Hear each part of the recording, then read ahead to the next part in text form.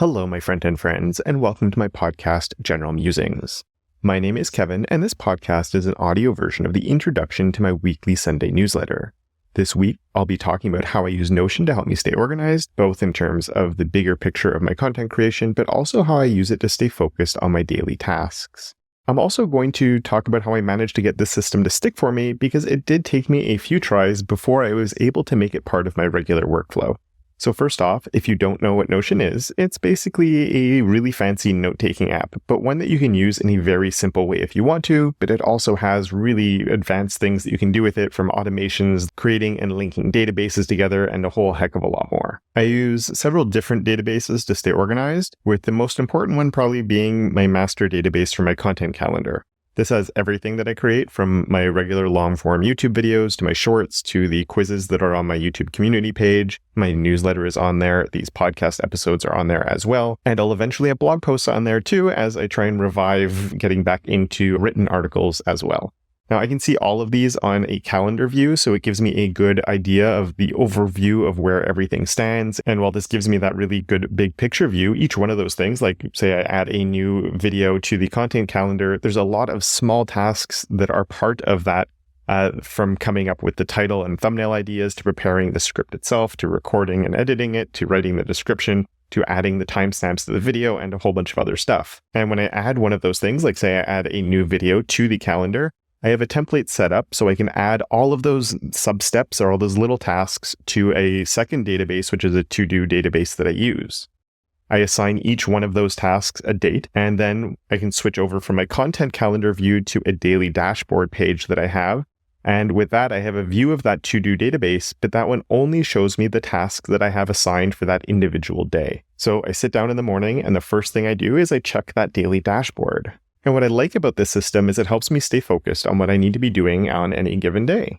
Sometimes I do get overambitious and I put too many things on a single day, but near the end of the day, if I haven't finished all the tasks, I'll just reschedule them for other days. And as I've used this more, I've gotten better at knowing what I can actually get done in a typical day.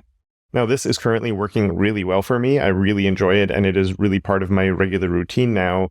But I did try setting up something very similar to this, and even I've used this exact system in the past, and I would just let it lapse, and I stopped checking that, and I sort of was just winging things on a day-to-day basis. At first, it would be a day or two to get back on track. I'd be, oh yeah, I should be using that to-do list, and I'd go back to it, and then I'd forget about it for a week, and then I'd recommit to using it again, and then I'd forget about it again and abandon it for weeks. And by then, you're working on things that aren't even on your to-do anymore because you haven't been scheduling stuff on it, and the whole thing sort of falls apart. The thing is, when I don't have something like this in place, I keep forgetting some little things here and there that I need to get done. And then at the last second, when I realize it's not done, I'm sort of chasing these loose ends, and it's all these things that I shouldn't have forgotten about in the first place.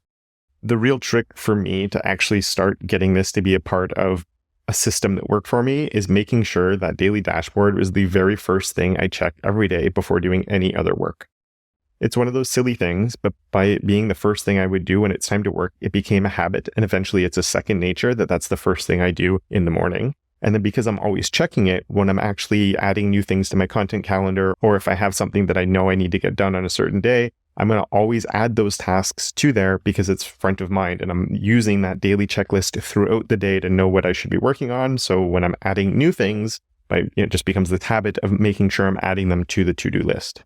Now, I don't know if having this type of system is something that everybody needs to bother with. I think it might be a little bit of overkill for some people, but being my own boss and with quite a bit going on at any given time, and with all the different pieces of content that I'm usually working on within a given week, being able to keep track of both the bigger picture through the content calendar as well as all the smaller daily tasks has really helped me be much more productive with my time, mostly because then I know where everything is at.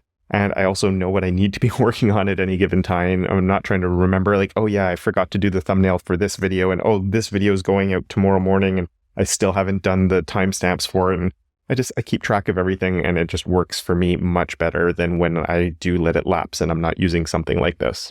But different people will have different strategies that work best for them. But I always hear about it, and I know I'm definitely the type that tries to implement a new system or a new strategy, and it's really easy to start strong and let it fade away over time. As I mentioned, this happened to me several times with this before I really got it to be part of my routine.